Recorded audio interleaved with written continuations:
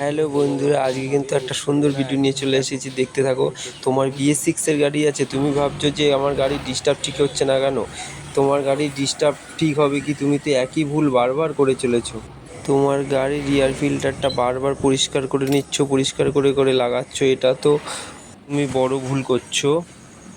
5,000 অন্তর একটা গাড়ি রিয়ার ফিল্টার চেঞ্জ করা উচিত, আর তোমরা ঝেড়ে ঝেড়ে লাগিয়ে নিচ্ছ, এটা তো ডিস্টার্ব হবেই। এটা তোমার ঝাড়ার কোনো দরকারই আসবে না, তোমরা চেঞ্জ করে নাও। গাড়ি কিন্তু অনেক ইজি চলবে, ভালো চলবে, একদম স্মুথ চলবে। তোমরা তো এটা লাগিয়ে নিতে পারো।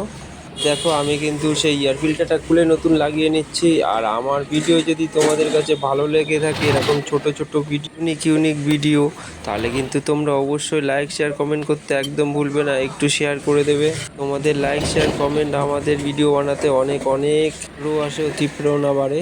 আর আমার এই ভিডিওটা দেখার জন্য পুরোটাই অনেক অনেক ভালোবাসা রইল।